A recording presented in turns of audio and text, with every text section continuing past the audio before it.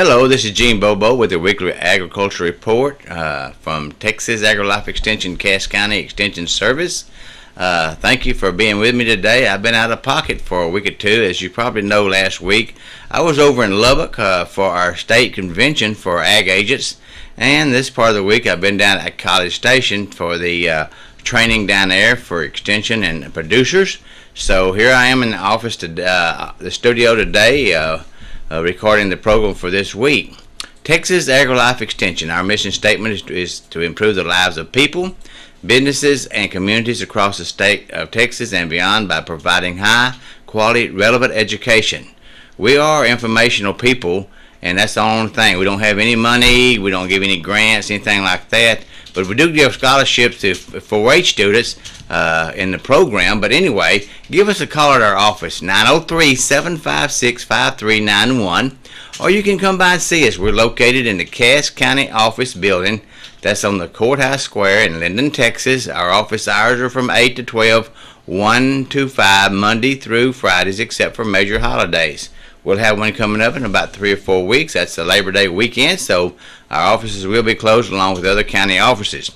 Thank you again. You can call us, you can come by and see us. My personal email, if you want to do that, that way is lowercase ngbobo@ag.tamu.edu. Once again, lowercase ngbobo@ag.tamu.edu. Encourage you to check out our webpage. The best way to do that is just go to a search engine, and such as Yahoo, Google, Bing, whatever you may have, and type in Texas Extension. And when it comes up, click on there, and you should bring you to our homepage down in College Station. They're changing this, so I don't really know what yours looks like. Well, I know what mine looks like, but look up at the top. I think you'll see county locations. Click there and go down to C's under the Cass. That's where we're at. Click there, and you should be into our homepage. We're also on Facebook. We try to change up and put out events and things of this sort, publications, things that are happening in Cass County and around the surrounding areas. So you can go that way, and our Facebook address is Texas AgriLife Extension, Cass County. Click there, and we will be a friend, okay? So we got information there in all ways. So again, while you are at the homepage in College Station, you might want to check out the bookstore. TexasAgriLifeBookstore.org is their organizational name, or their email or webpage name, and look what you find there. In most cases, you can just scroll down through, see what you're looking for, what are the topics. Most of those are PDF formats. There are some things that are charges, but most of it's PDF format, and you can just print it off on your home printer or at the office or wherever your business might be. Once again, that's Texas AgriLife Extension web page is for bookstores.org. But just go to our home page over in College Station, and it'll be a space on there. You can click on there, put your little password in there, and there you are. So give us a call. We've got information. I got a couple of things I want to share with you. Before we get into that, I just want to say we had a fair shower this morning, but a lot of the county, especially on the western side and the south of Atlanta, I know they got some here at the station. I don't know how much. I've been out of pocket, but I know they got a lot of rain over in the western part of our county. So good for them, and hopefully that we'll get some more rain. We're in the dog days of summer. Here we are basically nearly in the middle of August. So we're hoping we'll have some rain. I was watching the weather report this week, and there's a new tropical wave coming out of Africa, and sometimes it looks like the only way we're going to get rain is by a tropical storm, a depression, or something like that. The jet stream has been pulling everything to the north of us from east to west. A lot of the places up in the northeast and central, like Chicago, back towards New York, been catching a lot of rain, lots of rain. So maybe things will drop down. We'll bring some of those showers to us. So we're still way under our average, rainfall average, so hopefully we'll see some in the near future. I got a couple of things I want to share with you today in the program. First of all, this Saturday, which is the 11th of August. I believe that's the right date. I didn't put the date down there, but it's this coming Saturday. We'll have a FFA 4-H goat clinic for those young people and interested parents who maybe have a goat project in FFA or 4-H. Now this is a free one. It begins at 8:30 over at the Expo building here in Atlanta on the Loop, right across the street from AutoZone, and it'll go to about 2 o'clock.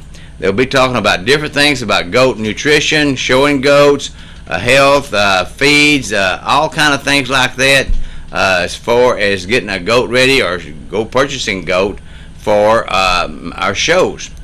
Speaking of that, if your child or grandchild wants to have a project, a goat project, this would be a good time for y'all to come and observe. You don't have to have a goat there that day. There'll be some. They're going to show you things about showing.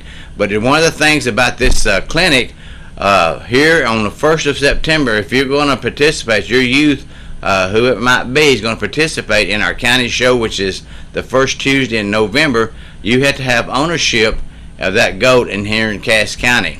That's either by me or one of my mentors in 4-H will certify that, or the FFA or the ag science teachers of the different schools in Cass County.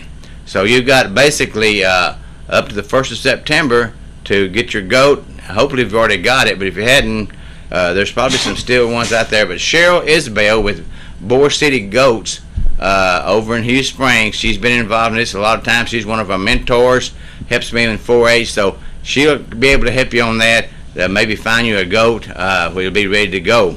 So again, that's this Saturday morning, 8:30 to 2. Now, if you will, call Cheryl at 903-431-0793.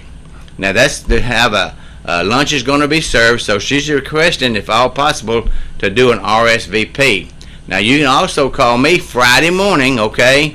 No later than midday Friday. If I'm not in, just leave our secretary, Karen Porterfield, with a note that you want to attend the goat clinic that next day, and we'll get that information to Cheryl. Again, our number at the extension office is 903-756-5391. This is something, another program is coming up this month. It's on August the 21st. That's on a Tuesday night, starting at 6 o'clock. Texas Parks and Wildlife, along with the AgriLife Extension Service, Cass County, is going to put on a workshop. It's a prescribed burn workshop for wildlife enhancement. Now, fire is a very good tool for your land. I know fire, sometimes people are afraid of fires, but we're going to have some experts people there, and most of these are all local. You know, Penny Wilkerson has asked me to help with this program. Our former NCRS conservationist, Charles Snowden, will be involved. We've put on actual prescribed burn workshops on his face. Matt Sieve over at the Corps of Engineer over at the Texarkana, Wright Patman Lake, he's going to be there to speak. And Tommy Kessler will be talking about contractors and who's going to be doing it and how to go about having a plan and all this. So it's a great opportunity. If you want to come, this is free of charge. It starts at 6 o'clock. It will not be a meal involved, but we'll have some refreshments and some cookies and things like that as we do a break. It's going to be over to Cass County Law Enforcement Training Center, which is located on County Road 1913, right out of Linden. When you're coming down 59, whether from the south or from the north, right there at the old Welch gas place, as you right there by Highway 11 east, there is 1913. You just go down that to the east, and about a mile and a half, you'll see the sign that says 4-H Horse Club Arena, Horse Arena, and on top of the hill up there, there'll be a building. It's very easy to find, and it'll be at 6 to about 9 o'clock. A good thing for you for wildlife enhancement on your property. Now, this is doing a prescribed burn workshop. How to do it, enhance the wildlife, whether it be songbirds, whether it be deer, whether it be turkey, whatever it might be. This was a good workshop, so you're invited to attend. If you want to call me at my office and give me a RSVP, just let us know how many we're going to have there. But that's all right, because we're not having a meal, free of charge, 6 to 9 p.m., and I'll talk more about that next week. And you might want to mark it down on your calendar right now. So basically, that's all the programs I have right now for this time, but we'll have some more things coming up in September. And this is the two main ones. This Saturday with the goat clinic over here at the Expo building on Highway 59, right across from AutoZone, from 8:30 to about 2. Call my office or call Cheryl Isabel at her home. So it's going to be after 5 o'clock. She's probably got an answering machine. I don't want to give her work number out because I don't want to jeopardize that, but her number is 903-431-0793, or you can call the extension office at 903-756-5391. Well, look, here we are in the middle, basically in the middle of August. This is the day, the 8th of August, as we get into our program, and we want to talk a few more things about this month, what to be aware of. One of the things, I know a lot of times we've had those 100-degree temperatures, no rain. I watered my yard the other day for the first time in about a week, and it was sure needing it. But here's one of the things I want you to be aware of on your landscape, especially your lawns. Chinch bugs are a major lawn pest for St. Augustine grass in summer times. If patches in your yard look dry, look like they need water, and you're certain after a soil test that you're getting a sufficient water, or after testing the soil to see what the moisture content, you may suspect chinch bugs. Be sure that your sprinkler is doing a proper job. Low water pressure may result in erratic coverage or hot spots, what we call hot spots, in the yard and need some supplemental watering. I got a spot on my yard next to my driveway. That thing is just, for some reason, the rest of my yard looks fairly decent, but this always looks like, if you don't have chinch bugs, I've checked that, okay? So also think about this. This is another one. You can take a simple way to check to see if you have chinch bugs. If you got like a 1-pound coffee cup or something like that that you can cut off the ends, have both ends open, push it down in the ground pretty good, about 1 inch, and then fill it full of water and come back in that spot we're talking about on the edge of the brown. Fill it full of water and come back in about 20 minutes. If there's little bugs at the top, it's floated up out of the ground, you have chinch bugs. So you need to think about that. And there's some chemicals out there that you can apply. I won't give you any today, but if you can call our office, or if you're on a website, just Google chinch bug control in lawns, and you'll probably get some good information. Sometimes it may be home remedies or whatever, but anyway, just do that. Now, one of the other things that we need to look at this time of the year is grub worms. Month of August, you need to always be checking for the presence of white grub worms. Not every yard needs grub worm control, but there's probably a small portion of lawns that are bothered by these pests. Lawns which may be heavily damaged, these are root-feeding insects in the ground, soil-dwelling, or prime targets to be attacked.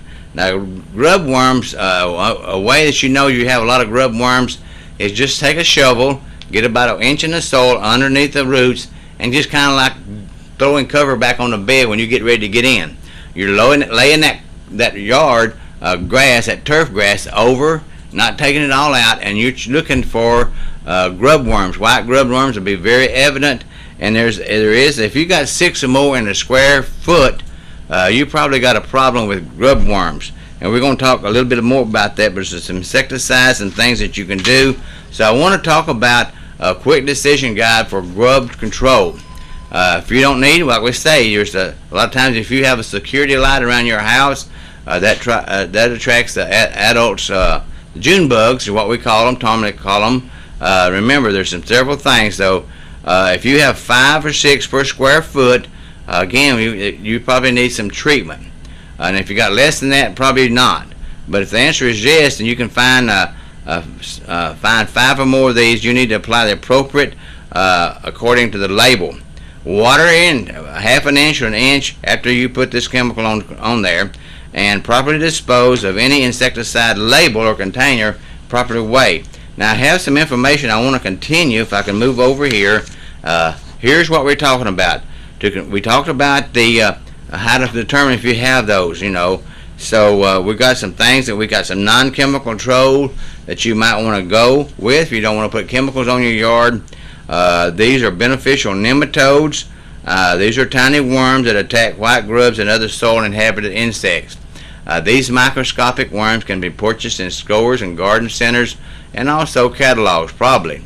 Now, there are commercial mixes, but they're designed to be mixed with water and applied to the lawn by commercial applicators. And here's something else. There's another microbial pesticide called Bacillus papae, which is a milk spore disease. Often is recommended for white grubs or Japanese beetle control in many regions of the U.S. However, it has not been shown to be effective in Texas on Texas turf grass. Chemical control, proper timing, and chemical application are critical to suppress white grubs. Here are some things. I'm going to give you some brand names. I'm not going to give you the scientific name or the chemical name, but these are, you can find them in the garden centers or the farm stores. And these are ones on that I'm giving you right now are for information only. I'm not supporting or pushing any one of these, but here's some of the ones that are effective. Again, that scouting in your yard is very important. These are really effective against small and medium-sized grubs, and sometimes they kill these grubs that are longer than 1/2 inch. Now here's a trade name that you might want to find: Merit, Bayer Advanced Lawn, Season-Long Grub Control, and Scotch Grub X. Now the lethal effects of these insect growth regulators in this chemical are limited to early white grubs in the early life stage cycle. Now also here are some things that you might want to try when you start doing your testing or your soil to see if you have if you need to put out some in your larger or the third instar life cycle. These is MACH2, MACH2 spectricide. That's grub stop and high yield killer grub. These are ones that you're going to use on your more adult or the larger one. Now white grub damage is if it's already evident in lawns and large grubs are present. You might want to try some that try Forlon or Carbol. There's some other things. Now one of the things bad about some of these, you can also sometimes kill beneficial insects. So post-treat irrigation is essential for all grub control products. You got to water it in right after you get through putting it on the ground and get it into the root system. That's one of the things you need to look at. Now again, we always read on that label how to do it and how to properly dispose of the pesticide containers if you're using a chemical. That's what I kind of recommend right now, so think about that. And you can call our office for more information or go to your bookstore, TexasAgriLifeBookstore.org, and look under insects, and you'll have some publications you can print off. So think about that as we think. Okay, we need to think about a few other things I want to share with you. Lace bugs, azalea lace bugs are a major problems on azaleas. Look for those on the underside of the leaves, and they will reveal these black tarnish-like spots as sure signs of lace bugs being present. You can spray with an insecticide underneath that, and sometimes you can do a organic type, but a lot of times just a spray will work, but it's on the underside, so it's going to be hard to do that. Using pesticides with cautions and only as needed as we recommend. Always follow your label directions and never increase the rate. A lot of times people think if of 1 tablespoon to a gallon of water for a liquid solution, well, 2 tablespoons would be even better. Not. That's against the label, and also it's going to hurt your plants if I cut back. So do that label, read, and do not rinse your sprayers or dispose of excess spray down your storm drains or in your sewer lines or anything like that. So do that. Now we're getting into mid-August, as we've already said. There's some things that you can start doing if you want to have a fall garden. You can start in mid-August, which is next week, to start planting your broccoli plants, the Brussels sprouts, cabbage plants, Chinese cabbage, carrots, cauliflower, Swiss chard, collards, kale, English peas, Irish potatoes, and summer squash. Now to set out tomato plants, if you can find the right time. Now remember, most of our tomatoes probably just pretty well stop blooming unless you have the summertime, like the heat wave, and these a few other varieties that set their fruit in hot degrees. For example, you might want to carry some of them over if they're in good shape, and they'll start blooming again if you can keep them in good shape. Side dress them with a fertilizer to keep them watered to keep that new growth going. So these are some things that you need to do right now if you're going to start having some.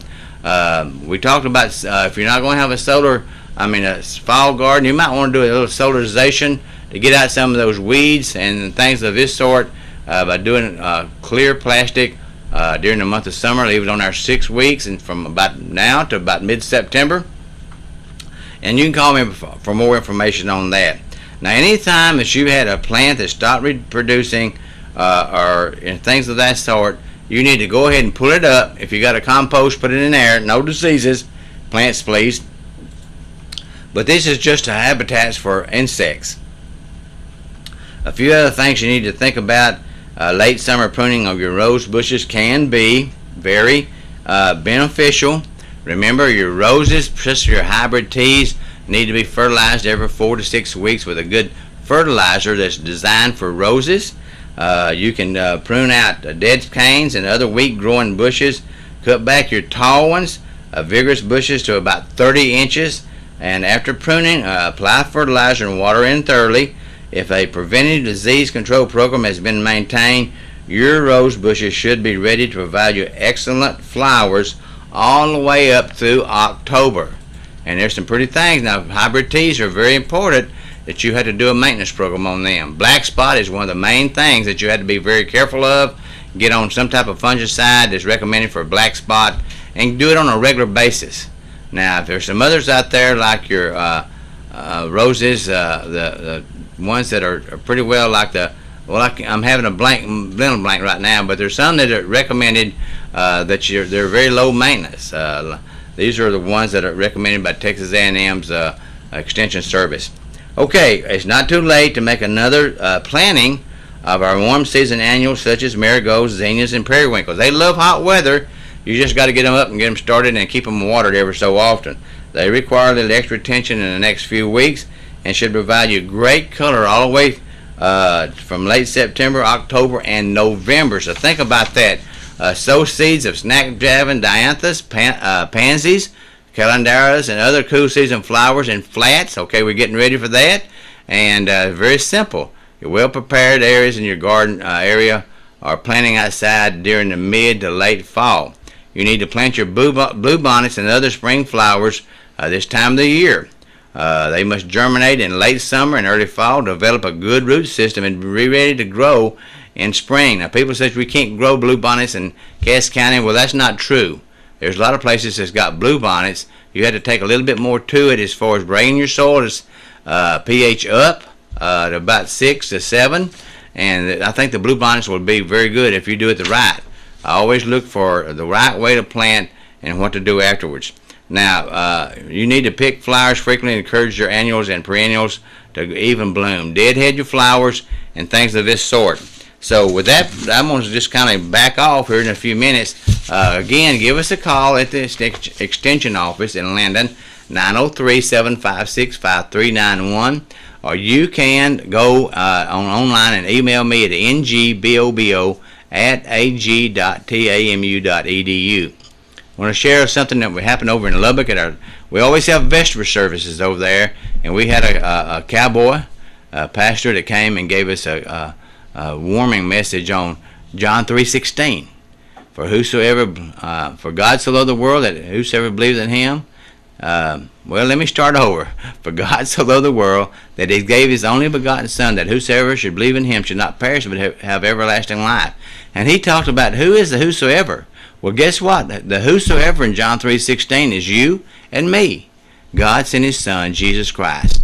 People say there's a lot of ways to go to heaven. Well, you're contradicting God's Word. And we have a lot of people today wants to do that. They take the Word, the Scriptures, in the news it's been all about different things that, the word's old-fashioned. It's not applicable anymore to us. God's Word will stand forever. Scripture says heaven and earth will pass away, but God's Word will stand forever. And there's no lies. There's no misfortune. God said, my Son, He sent His Son to die for me and you. Jesus said in chapter 14, verse 6 of John, that I'm the way, I'm the truth, and I'm the life. No man goes to heaven except by me. You're going to one place or the other. It's up to you. God does not send you to the place where the devil resides. I hope you do that. If you look at Romans 10, 9, 10, and 13, that's to tell you how to become a Christian, which by grace are we saved through faith, not of our works, lest any man should boast. Have a great day. I'll see you next week, and bye.